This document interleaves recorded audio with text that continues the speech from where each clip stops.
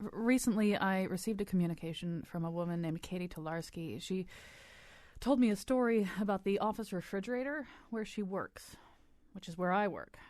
She said somebody's lunch had been sitting in the refrigerator getting stinky. Because of that, the night cleaning crew threw out everybody's food, including some perfectly good lasagna I had in a nice Pyrex thing. Katie called me on her cell phone from a parking lot outside of Taco Bell. Here's Katie.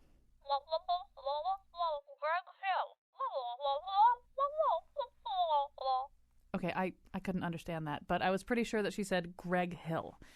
Was Greg the guy with the stinky lunch? I had to know.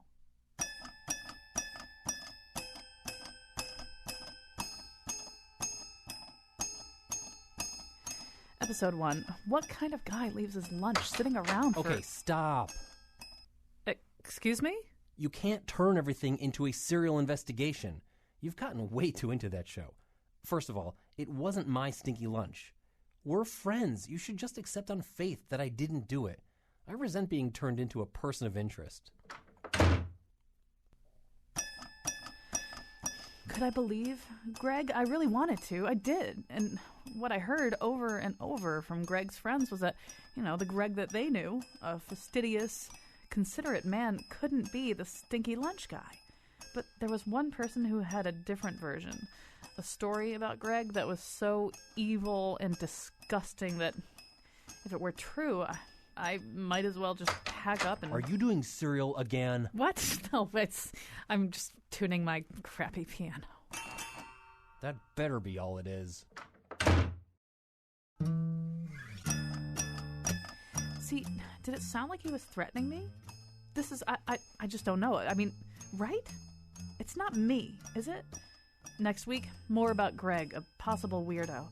Meanwhile, today on the show, we focus on the podcast that fascinated so many people. And now he'll talk to you about cereal for 99 cents a minute. Colin McEnroe. All right, that's all coming up at the end of today's show. We will be talking about the second season of Serial. We actually wrote and recorded that during the first season of Serial, but it was too fun. I'd forgotten how funny the toy piano is in that, so it was too fun not to use it again. We have all kinds of other exciting things. We have a grab bag, a cornucopia of exciting, a potpourri, a plethora even. We have a plethora of exciting things to bring your way as we get through today's show. A little bit later in the show, there's actually a lawsuit against one of New York's premier museums by someone who is discomfited by how white Jesus is in some of the depictions of classical depictions of Jesus. Anyway, we'll tell you more about that. But first, we're going to go, metaphorically speaking, to the world of Texas. And it is a world unto itself. Dahlia Lithwick is with us. The Supreme Court is considering two cases, each of which in and of itself, and certainly joined together, are prominent reminders that the next time Texas talks about seceding, we should sincerely think about letting them do it. Dahlia Lithwick, senior editor at Slate. And by the way, at the end of all this, if you feel as though you don't understand what's been said, you need to go listen to her Amicus podcast. It's the best podcast on the Supreme Court that there could possibly be. And both of these cases are dealt with in greater detail than we will be able to here. So more Dahlia all the time at Amicus. Hi, Dahlia. Hi there. So we're going to begin with Fisher versus the University of Texas. This is the one where, and we'll come to it, in which Justice Scalia, because Supreme Court justices don't even have to say things in a nice way, described what is commonly known as mismatch theory in the most ham-fisted and blunt terms possible. But first, we have to set the stage here. So this is a case about admissions policies, and specifically about the University of Texas's specific admissions policy, in which 75% of the people who apply, who are admitted to the University of Texas, are admitted simply because they scored in the top 10% of their classes. And then there's this 25% discretionary group, and I'll let you take over the narrative from there. Right. I mean, the first 75%, the top scorers in the Texas high schools are just reflexively admitted to Texas, and that's completely race-blind admission. And it's important probably to just point out that because Texas is still so very, very segregated in terms of neighborhoods and therefore schools, that policy really does have the effect of pushing a lot of minority students who go to all minority schools into the UT system. But you're quite right. The fight in this particular challenge, and this is called Fisher 2, it's the second time this case has come to the court, and the fight here is about the other 25% approximately of student admits who come in through this thing that's called a sort of holistic system, and that is basically a form of affirmative action that was blessed by the U.S. Supreme Court in 2003 when they looked at, you'll remember, the University of Michigan Law School, and basically the court said at the time, you can't have a rigid quota, you can't have a numeric point system, but if, in trying to foster the school's interest in having a diverse student body, you want to take race into account along with other, disadvantaging conditions or school leadership positions, you can look at the other admits using race as a factor, and this case comes to the court because Abigail Fisher, a white woman who felt that she should have made it in that second selection process, said that she didn't get into Texas because minorities were given preference over her, therefore her constitutional rights are violated. Right, and it should be noted that the University of Texas says, well, actually, she wouldn't have gotten in anyway, but that's what they say. So this is what I refer to as the cowbell method of affirmative action. So this last 25% passes through the equivalent of like an audio mixing board in which various elements are turned up or down. So one of these could be race, that's the cowbell. But there are also violins, which could be the student essay, and guitars, which could be leadership qualities, and saxophones, which could actually be whether or not you're a really good saxophone player. And it seems to me, Dahlia, that 4 members of the Roberts Court are leaning in the direction of saying anytime you add cowbell, no matter how subtle the mix, no matter how nuanced the blend, you're violating the Equal Protection Clause because you went there. You went to cowbell. Okay, first of all, you should just totally write the majority opinion in this case with the violins and the cowbells. I'm talking to Kennedy about this right now. It's sublime. But yeah, I think that the argument is, and this is, at least 4 members of the Roberts Court really feel strongly that when we are promised a, quote, race-blind constitution, a constitution that does not take race into account, then it is just as discriminatory to put on the thumb on the scale because you're black as it would be to put a thumb on the scale if you're white. That either way you slice it, the Constitution is violated when the government is looking at race when they hand out benefits. So it seems as though this is going to be another Justice Kennedy kind of case, and that it seems also as though it could be like, possibly because we're really kind of down to this much more subtle version of affirmative action, that Justice Kennedy could say, okay, that's it. No more affirmative action. You can't even do this, so there's nothing left, so stop it, no more, it's all over. Or he could write an opinion that's very specific somehow to the case of Texas and leave a little more wiggle room for other kinds of formulas. That's right, and that's where it's really important to notice that this case was already up at the Supreme Court in 2013. And it's also probably very important to say that Elena Kagan is recused in this case. Mm-hmm. So we have the very real possibility of a 4-4 split no matter what happens, and that's all kinds of complicated. But when this case came up to the court 2 years ago, and everybody said, here it is, this is Justice Kennedy saying, I just can't live with affirmative action anymore. I'm going to pull the plug on the whole system. And as you'll recall, the court didn't do that. The court voted instead 7-1 to kick this case back to the Federal Appeals Court, the Fifth Circuit, based in Texas, and said, hey, we want you to look at this again, use a much stricter standard of review, right? Use strict scrutiny, which basically means heavily presume that this is going to be problematic. And the Fifth Circuit surprised everyone and said, yeah, we're good. We still think it's all right. And so the court, not only does Anthony Kennedy have to sort of make a decision about how fine he can dice the salami here, but really he's done his very best to make someone else the guy who pulls the trigger on ending affirmative action, and it didn't work, so now he's got it again, and that's really awkward for him because, unlike some of the other conservative justices, he doesn't believe in this race-blind principle. He's open to the possibility that there is lingering effects of prejudice and discrimination. He just last spring voted in an important housing discrimination case that there's such thing as even unintentional discrimination and subconscious discrimination. So he understands that race is still an issue in America, but he really hates affirmative affirmative action. And so this puts him really on a knife point in terms of he doesn't want to be the guy who ends this. He gets the problem, but he really, really thinks there have to be race-neutral ways to do this. So you talked about awkward. Well, there's awkward, and then there's capital A awkward. So in the midst of all this, as if this were not a squirmy enough case, suddenly Justice Scalia brought up a theory that's been around for a long time. It's called mismatch theory. It's the work of, in a particular one, scholar at UCLA, and other people have kind of picked up the cudgel now and then. Here's how Justice Scalia put it. There are those who contend that it does not benefit African Americans to get them into the University of Texas, where they do not do well, as opposed to having slower track schools where they do well. One of the briefs pointed out that most of the black scientists in the country don't come from schools like the University of Texas. They come from lesser schools where they do not feel that they are being pushed ahead in classes that are too fast for them. P.S. I have one of those black jockeys in front of my house. I mean, whenever he talks about this stuff, he's so. I mean, he really does sound like that guy in your neighborhood who won't get rid of the jockey that's out on the lawn.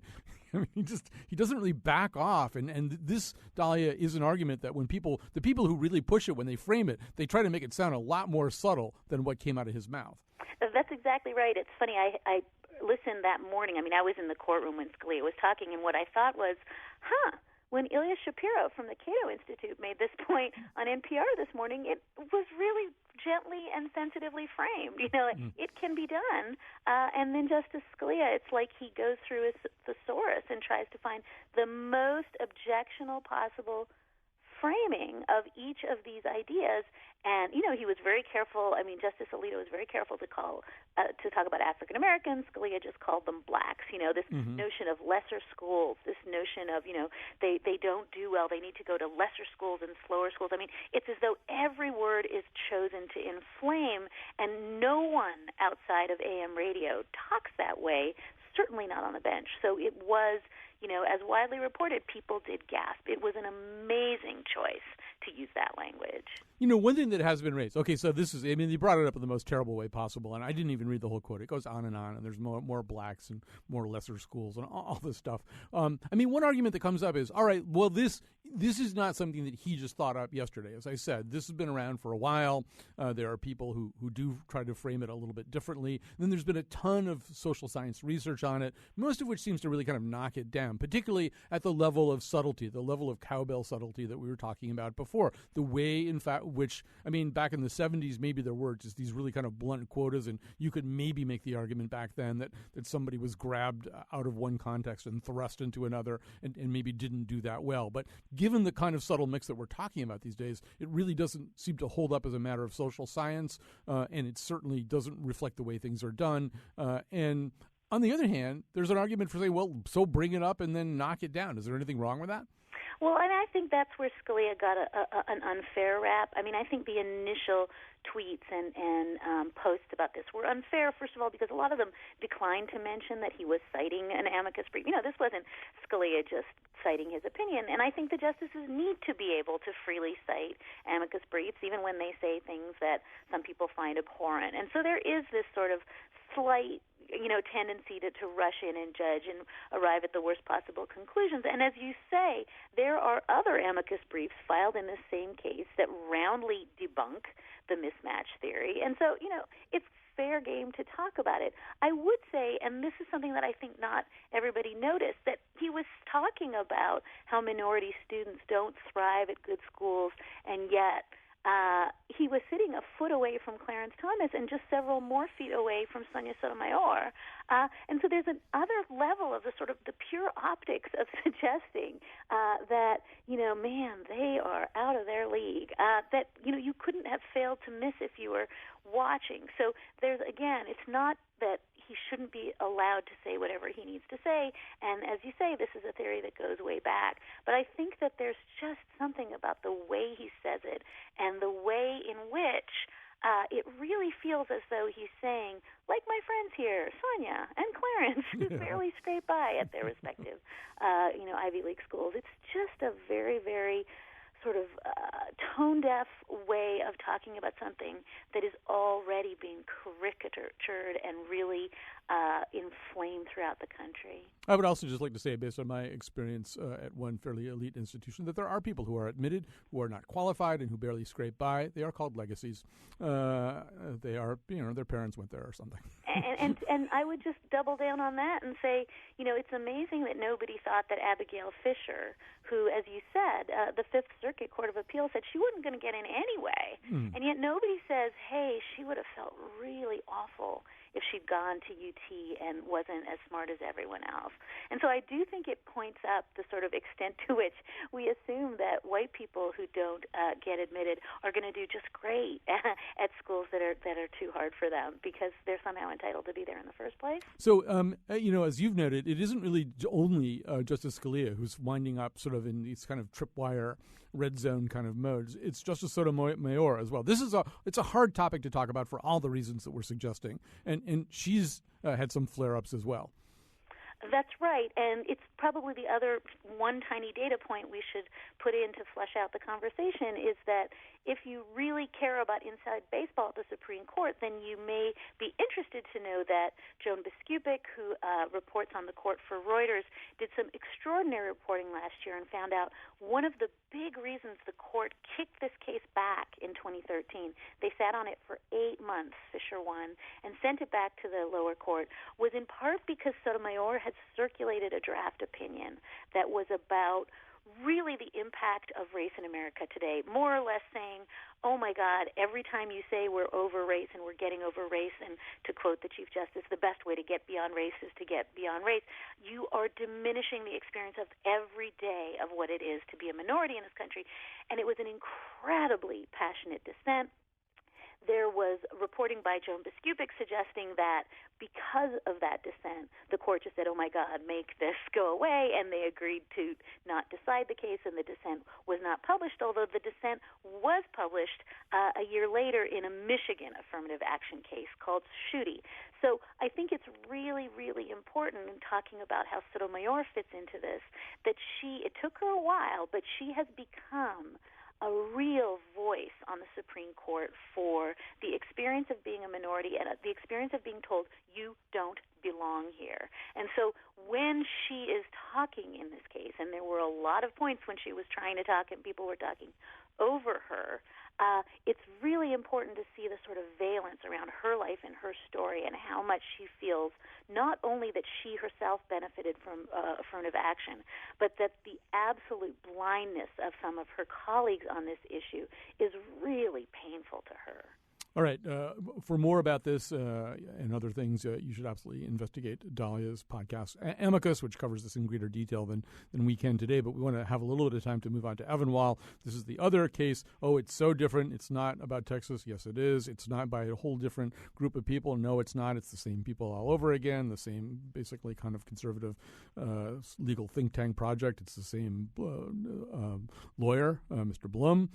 It's like all the same people all over again, but about a completely different thing, which is about how, in fact, districts on a state-by-state basis, how districts are apportioned. We know that at the federal level, at the U.S. level, it's one person, one vote. But Texas, or some people in Texas, are making the argument, well, there might be another way to look at this. What's that other way, Dahlia? It's really such an intriguing case, and it a little bit flew under the radar. But as you say, I think it's a really sort of important new wave in the voting wars. And in effect, the argument here is that when states apportion legislative districts and they use the census, they use the pure population to count the size of districts and to try to create one person, one vote so that they have relatively equally apportioned legislative districts, they are massively overcounting non-voters, right? Because there are cities, they tend to be cities, that are full of people who don't vote. And those may be disenfranchised felons, and those may be legal resident aliens or illegal resident aliens or children. And so this is really a very, very clever move that says if you apportion seats based on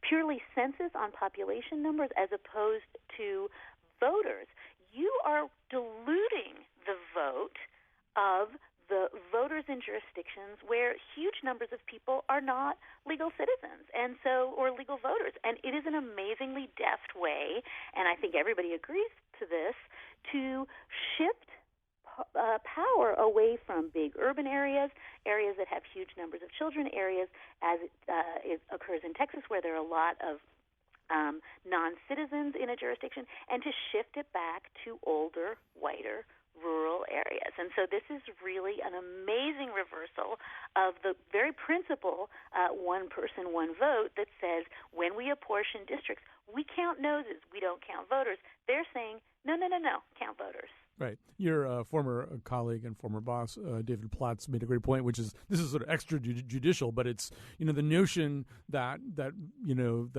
rural districts are over-influenced by cities is kind of sounds like the tail wagging the dog. Or the reality is that the cities are over-influenced probably just in terms of, in places like Texas and New York State, the cities are way over-influenced by, rural places like upstate New York in terms of what would make sense. But anyway, that's not for the court to decide. Although I think one fair question to ask is, the census has a kind of canonical weight to it at a methodological level. Everybody understands how the census is arrived at, whereas I'm not sure I know, in fact, that there's not a voter list equivalent, that if you were to ask 5 people in Connecticut how many voters there are in Bridgeport, Connecticut, you might get 5 different answers. There just isn't something that has the settled weight of the census when you try to count voters. Not only the settled weight, but as Elena Kagan pointed out at argument, the constitutional weight, right? The census is required, and so it really does have some kind of force and should have some kind of force. But I think that your basic point is there is no instrument by which we count voters in America. The census doesn't ask if you're a voter. We don't have another instrument. We have representational models that political scientists use for other purposes, but even the former heads of all sorts of entities who count census votes say there isn't an instrument here to do this. And so really what the plaintiffs in this case are doing is they're coming to court and saying, we have a problem, and we don't really have a solution. But we think that you should agree and constitutionalize the problem and leave it to us to sort out how we're going to count voters.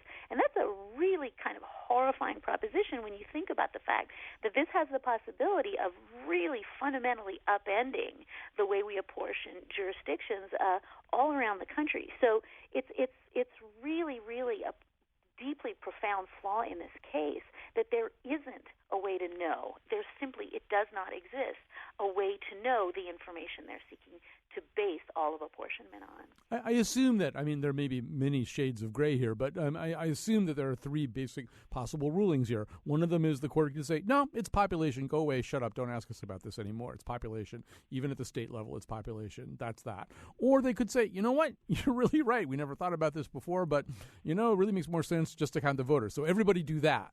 Or they could say, well, the states get to choose. Now, that one, as you're suggesting, really seems like it would create chaos in which the right of suffrage would be defined state by state in a manner advantageous to the majority, or at least not the right of suffrage, but sort of the nature and impact of suffrage would be defined state by state. And whatever the majority is, they try to do it their way. In other words, if you're, just to be kind of black and white about the whole thing. If you're a Democratic majority, you probably, want to go with the population model. And if you're a Republican majority, you probably want to go with the voter model. And so these really basic questions of governance would become purely political questions. That's exactly right. I think that the other possibility that was floated as a kind of hybrid of your, sort of Model 3 is that and this looked as though both Chief Justice John Roberts and Anthony Kennedy might be pushing for this as a solution, was to have a kind of hybrid situation where you default to counting persons, to counting simply who resides in a jurisdiction. But when there's a deviation that is really extreme, when it's very, very clear, as it is in some of these examples in Texas, that your vote has been diluted by just too large a proportion, then you sort of flip over to the one voter, one vote model. And how that gets executed, we don't begin to understand. Right. But that was another possibility that was floated that will kind of default to the status quo, but certainly how we're going to figure this out, I don't know. But in some jurisdictions, we could have this in cases of egregious malapportionment. Right. So, I mean, just we have to wrap this up, but obviously, we should have said this at the beginning. So in Texas, there are these districts that have 500,000 voters, and then there's the district that has Brownsville that has 375,000 voters, but has a big population. It's a border area. There's obviously therefore there are people who are immigrants, people or who knows, all the people that you talked about. So suddenly they have 375,000 voters, but they get the same representative as the places that have 500,000. But it seems to me, if you went to that trigger system, like, if it was this disparity, it would make life really interesting. I mean, in Brownsville, you would just try to register as many people as you possibly could. If you were the Democratic Party, everybody better register right now so we have enough voters so we don't hit the trigger. I spoke to Nate Persily, who does this, draws these legislative maps for his job at Stanford Law School on the podcast this week. And he said this is a moment where he just wants to sit Justice Kennedy right down beside him and be like, sit next to me right here, and I'm going to show you how it would look like if we drew maps that way. And another one of those moments where you say, God bless the Supreme Court, but it would be awfully nice if anybody there had ever had a job in politics. All right. Well, listen, thank God there's somebody who has your job and that it's you, Dahlia Lithwick, host of the Amicus podcast and Supreme Court writer for Slate Magazine. Thanks for being with us today. Thank you so much. All right. We're going to take a break. We're going to come back with a different kind of lawsuit, this one involving fine art. We're the 1, 2, 3, 4, 5, 6, 7, 8, 9 Supreme Court judges. All right, we're back. We're about to talk about another lawsuit, but it's a very different kind of lawsuit. It may actually be, we'll find out, I guess, a frivolous lawsuit, but it's really interesting anyway, some of the conversations that will come out of it. Joining us right now is Gwilda Voyen, senior editor at the New York Observer, covering the arts and museums. Gwilda, I'm going to have you just set this up for us. Somebody is suing the Metropolitan Museum of Art. Why would that be? Justin Ronell Joseph has filed suit against the Metropolitan Museum of Art, and he claims that the depictions of Jesus in some classical paintings caused him personal stress because Jesus, as a Semitic historical figure, should have appeared with dark hair and dark skin. And in the suit, Mr. Joseph says that as a person with dark hair and skin, he became very distressed by he felt excluded from society by these depictions of Jesus as a Caucasian blonde in these classical paintings. Now, whether any court would actually hear this is a separate question, but it's at least raises some interesting questions, which might be kind of fun to unpack. So maybe the first one is, I mean, in some ways this seems like another round in the current battle we're having over people's right to either be not offended, to be not confronted with material that in some way estranges them or causes them stress for that reason. Although I would assume that it's a little bit, I mean, how you feel and how you feel you're treated on a college campus where you're a tuition-paying student might be a little bit different from how you feel looking at paintings in a museum. But there's some way in which they're part of a similar continuum, yeah?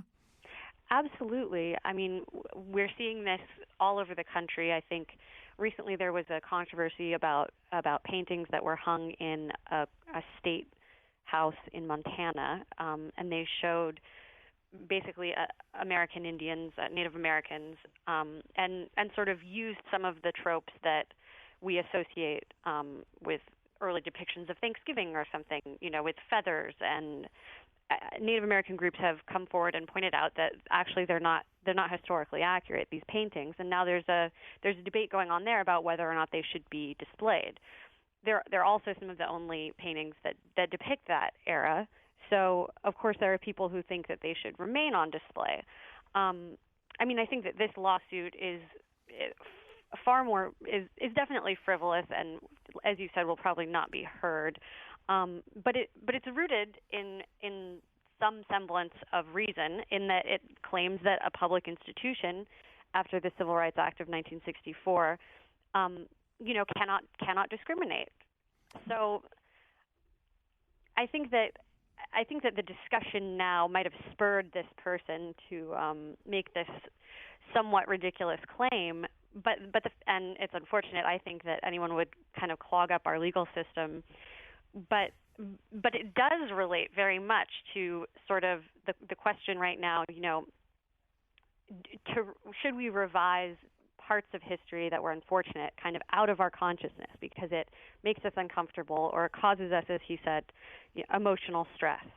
Right, but it's also sort of there's some profound questions about art too. I mean, art exists in a different way from history. Exactly. I mean, and history is subjective as well. Art is even more subjective, probably. Right. As I was making notes back and forth with Betsy Kaplan today, I was sort of saying, well, there's Benjamin West's painting of General James Wolfe dying in the Battle of Quebec. Well, I'm sure that's not exactly how it happened, and in fact, ironically, West actually makes him look kind of Christ-like in this pose, and the history that he was relying on, although he pretty much was a contemporary, but I mean, he's relying on accounts that are necessarily biased. His vision of this is biased. So if you want to learn about history, you're going to get a metaphorical truth out of that rather than another one, rather than a hard historical truth, assuming there even is any such thing. But to me, this also is, I mean, the flip side of this is, a few years ago we had Rudy Giuliani freaking out because the Brooklyn Art Museum had this Chris O'Feely highly Africanized version of the Virgin Mary that was with elephant dung being one of the artistic components of it. So, in some ways you get a similar argument. It's not maybe couched legally quite the way this one is, but it's like, this is freaking me out, this is stressing me out, this is upsetting to me, it's upsetting to a whole bunch of other people, so it shouldn't be up in a museum. Absolutely, and it seems like we go through this every time the culture wars escalate. We did it with Andres Serrano, His Christ. We did it, like you said, with the Giuliani situation at the cloisters. It just seems like, how many times are we going to have to decide that actually what art should do to some degree is make you uncomfortable? And if some art hasn't, then you are a unique individual. Right. And I mean, the other thing about this is, I mean, once again, as a continuum, I mean, art has always done this, right? This is one of the roles that art plays. And oddly enough, if you go back to sort of the time of Charlemagne, there were Christian theorists at that time saying that the kinds of paintings that we're talking about right now, and I don't know if we said it, but it's the painters are like Granacci and Tintoretto and Perugino. Exactly. So they come a little bit later in history than Charlemagne. But at that time, they were saying, no, don't paint any of this stuff. Exactly. Because you don't know. You don't know what Jesus and Mary looked like, and these people may be more influenced by Greco-Roman depictions of Alcmene and with Hercules on her lap, and then they make that into Mary with Jesus on her lap. That there's something wrong with that. I mean, that was an argument at one time, right? Absolutely. The church was very adamant that depictions of the Virgin Mary and Jesus not exist until a certain point. And I think that all, in general, depictions of God have been an incredibly sensitive subject throughout history. But does that mean that seeing historical paintings has any bearing on your religion or you as a person or your personal identity? I mean, is it not just being educated? We know what's going to happen, right?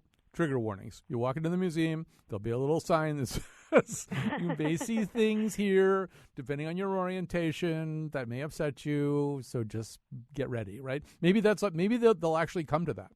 I really hope not. I don't want to see the precious real estate in the Metropolitan Museum taken up by placards that warn you that all of Western history is possibly a function of racism. If you can't figure it out yourself, I'm sorry. Well, thanks very much for spending some time with us, Gwelda Voyen, senior editor at the New York Observer. I'm sure we'll revisit this subject in the future. Thank you so much. All right, we're going to take a quick break. We'll be back with our final topic, and that's the one that's about cereal. She's back, and she's with Bo Bergdahl, and the venue is Afghanistan this time.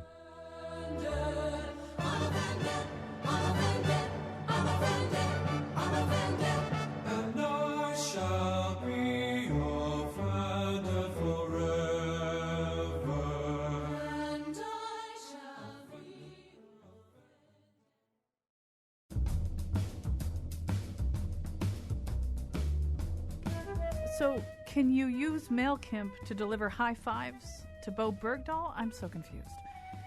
Today's show was produced by Betsy Kaplan and me, Kyone Wolf. Greg Hill tweets for us at WNPR Colin and appeared in the intro. Our interns are Amanda Gallagher and Zachary LaSala. The part of Bill Curry was played by Pete Rose. For articles, show pages, and audio of the Here and Now staff calling the Taliban, visit our website, wnpr.org/Colin. On tomorrow's show, our salute to Bill Murray. And now, back to Colin. Yes, tomorrow's show does not feature Bill Murray, however, but we'll feature a lot of people talking about Bill Murray. It's going to be a fun show, actually. So this is a fun show, too, or at least an interesting show. Some of it has been rather serious. But and Serial is kind of both. It's something that we take very seriously. It often deals with very serious subject matter. People have a lot of fun with it, too.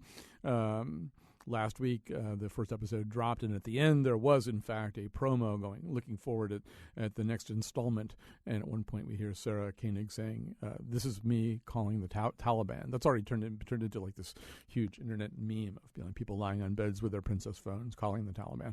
Anyway, joining us now is Gabriel Roth. He's a senior editor at Slate Magazine. Thanks for joining us. Hey, thanks for having me. So, obviously, this is a long-awaited second installment for Serial. It's different in a lot of ways, and I think we don't know yet how similar it's going to be to some of the things that made the first Serial such lightning in a bottle. But in what ways does it strike you as steering a slightly different course? Well, the big hook of season 1 of Serial was that there was this very straightforward binary question: Did Adnan Syed kill Hae-Min Lee? That was the court had found him guilty and he was imprisoned, and the show suggested that he might have been wrongfully convicted. And the whole purpose of the investigation of Serial was to come to an answer to that question. They were not able to come to a firm answer to that question, but that was what kept people tuning in, and that was the question that organized all of both the content of the show and the discussion around the show. And this second season, which is about Bo Bergdahl, who walked off a U.S. Army base in Afghanistan in 2009, it doesn't have such a clear yes or no question. It wants to find out why Bergdahl did what he did. It seems to want to discuss and to investigate the consequences of his decision to do that. But it doesn't boil down so neatly to a yes or no question.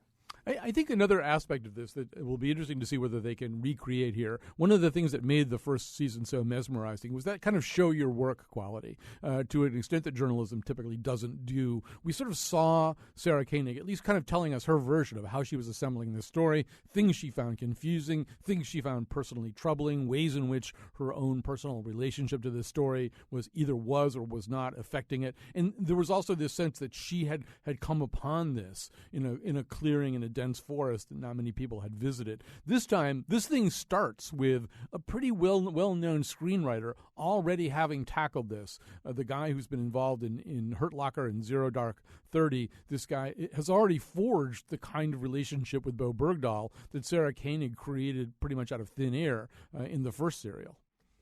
Yeah, that's exactly right. It seems as though season 2 of Serial came into being when the filmmaker and journalist Mark Bowl approached Sarah Koenig and Julie Snyder, the producer at Serial, and said, look, I've got this tape of me having these conversations with Bo Bergdahl. No one has heard from Bergdahl yet. He's been at the center of this firestorm. He did this remarkable thing, and then this even more remarkable thing erupted around him. But no one has heard his voice yet, and he hasn't had a chance to speak for himself. And not only do I have his voice, I have hours and hours, I think it's 15 hours of these conversations, which are unguarded and wide-ranging and cover all kinds of things. Is that something you can use? And it seems that the Serial producer said, yes, that's something that we could base a season of the show around. So far we know that from the first episode that Bo Bergdahl is going to be making this rather peculiar argument.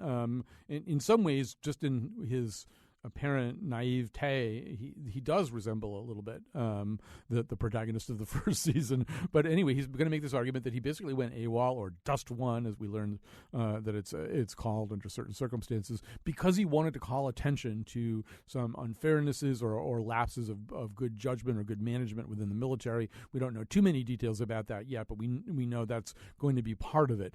And so we wonder, you kind of wonder, well, what's the linchpin of this whole series, or what's the fulcrum on which it tips? Is it going to be, as you said, as something as stark as, well, does he have a legitimate case to make here? Is there really kind of a part of the story that's never been told and which he's been treated unfairly for? Or are we going to pull back a little bit further and have this be a longer lens through which we look at the U.S. military and some of our foreign entanglements? Yeah, you used the phrase pull back, and I think that's apt. Given what we heard in the first episode of Season 2, Sarah Koenig compared her investigation into the Bergdahl situation to a children's book called Zoom, which begins with an extreme close-up of a rooster's comb, and you pull back, and the rooster is a toy in a toy farmhouse being played with by a child who turns out to be in a magazine advertisement, which turns out to be read by a character here. And you pull back further and further with each stage, and the perspective shifts each time. And I thought that was a really interesting and sort of intriguing way to frame the structure of the series, to say we're going to start with the single incident, and then we're going to consistently pull further and further back and set it in a wider and wider context and see how that changes our understanding of the phenomenon. So this also raises the question about what the brand name, what the brand of Serial is going to be. I mean, here's this thing that absolutely rewrote the possibilities for podcasting. I mean, we don't have to explain that to people. I assume they already know what an incredible departure in terms of mass audience the original Serial was. But then the question is, well, what does the brand mean here? And for some people, I think there was an involvement that existed, and I hope I'm not being unfair, almost at the level of soap opera. I mean, there kind of was, first of all, this sort of high school soap opera unfolding of who did what to whom and who liked whom and who belonged to what group and who got high with whom. And then there was this kind of overlay on that, which was the relationship unfolding among the reporters and the people that they were covering. So much of that seemed to involve people at a very, very deeply personal level. And I'm wondering whether that audience sticks around for something that's about the military and maybe also about foreign policy. Yeah, it's an interesting question, and it's a very ambitious thing that they're trying to do. Although they had made statements very clearly about what they were doing, a different story with every season, I had filed it mentally under true crime, under the investigations of real-life criminal cases, and I had thought that hook of, well, did he do it or didn't he, was something that they would reuse over and over, because, of course, there are an infinite number of this kind of case that you could investigate and that would take you into different milieu and so on. It turns out that what they're actually doing is that their remit is actually much broader than that. That what they're interested in doing is using the techniques of contemporary audio narrative production to tell a single long story over the course of 8 hours. And it seems like that's really all that Serial means. That while a program like This American Life pioneered a kind of radio short storytelling, Serial is going to be taking that approach and applying it to something that's more the scope of a novel.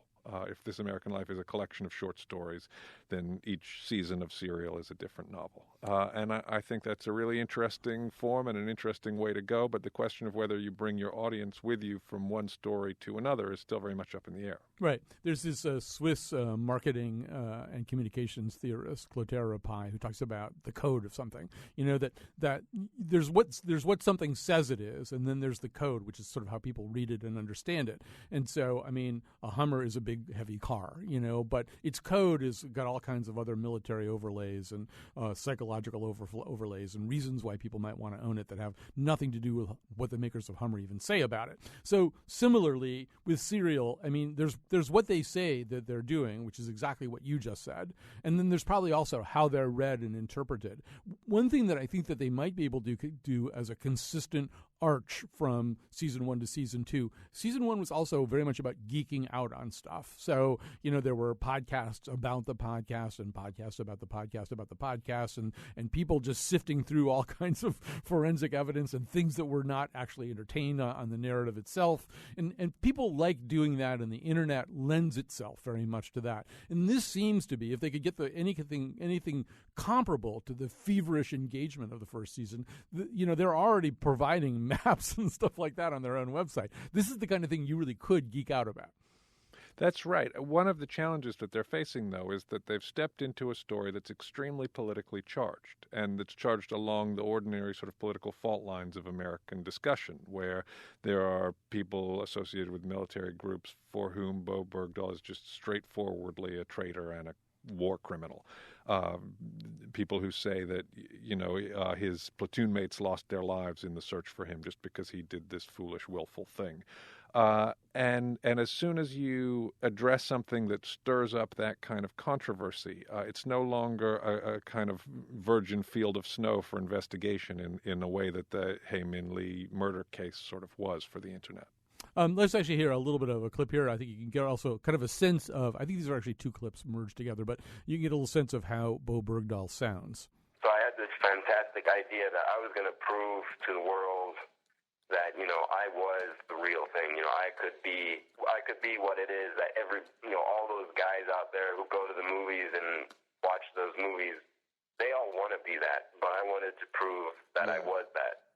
The first plan was go from point A to point B, and that was it. However, 20 minutes out, I'm going, good grief, I'm in over my head.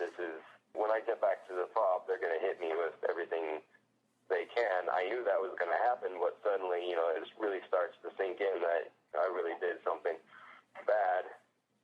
Well, not bad, but I really did something serious.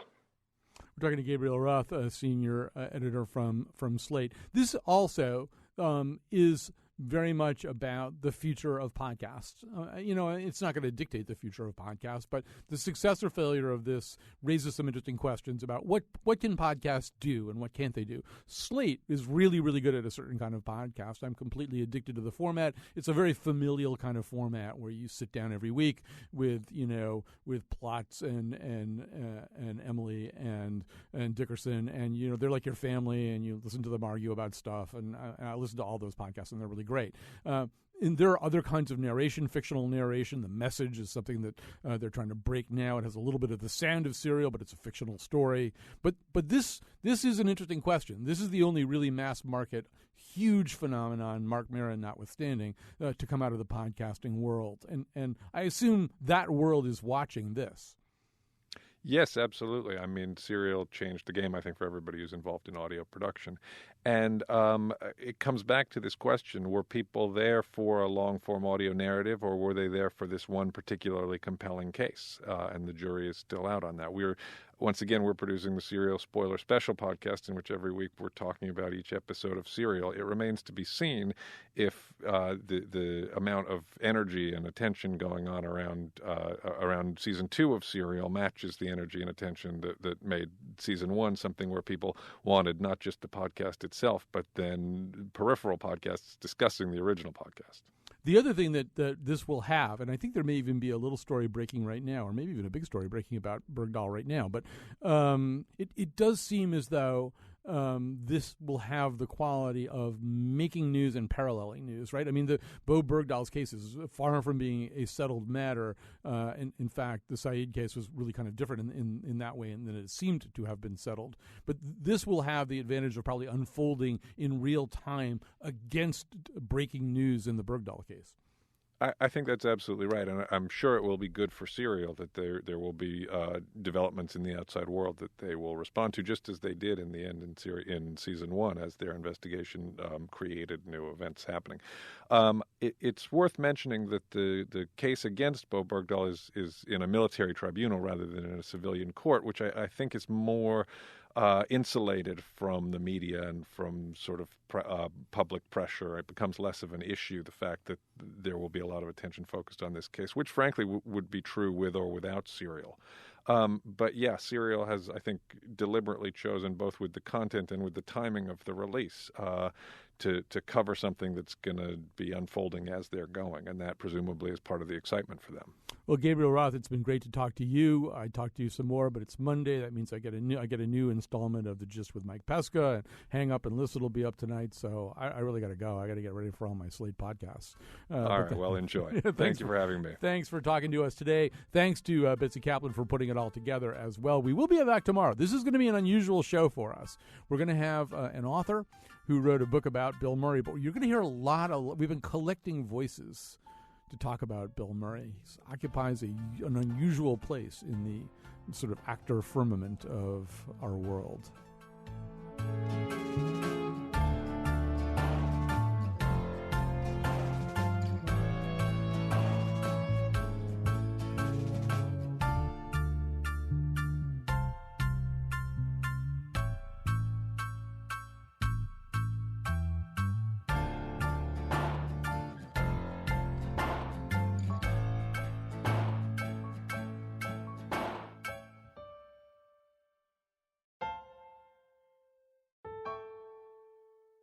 All right, Serial's back with season 2, and I know there's a lot of questions, but the one question that I hope they answer this season is, does Bo Bergdahl think Adnan did it or not?